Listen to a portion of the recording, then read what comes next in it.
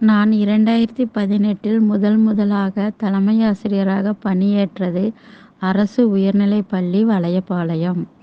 அப்பள்ளியானது மிகவும் பழுதடைந்த நிலையில் இருந்த கட்டிடத்தில் செயல்பட்டு கொண்டிருந்தது. பணியேற்ற 3 மாதங்களுக்குள் புதிய கட்டிடத்திற்கு பள்ளியை மாற்றி அமைத்து, பள்ளியின் அடிப்படை தேவையான குடிநீர் வசதி அமைத்தல் மற்றும் சத்துணவு கூடம் எம்.எல்.ஏ. நிதி பெறப்பட்டு உடனடியாக கட்டி முடிக்கப்பட்டது.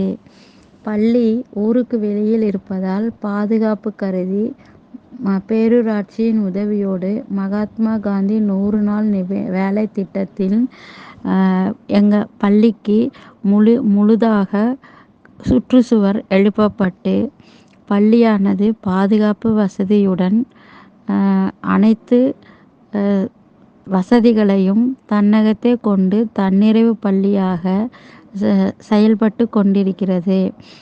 இது குறுகிய காலத்தில் அனைத்து வேலைகளும் 2018 முதல் 2020ற்குள் செய்யப்பட்டு இன்று பள்ளி தன்னிறைவு பள்ளியாக விளங்குகிறது. இது எனக்கு மிகவும் பெருமை மிகுந்த செயலாக கருதுகிறேன்.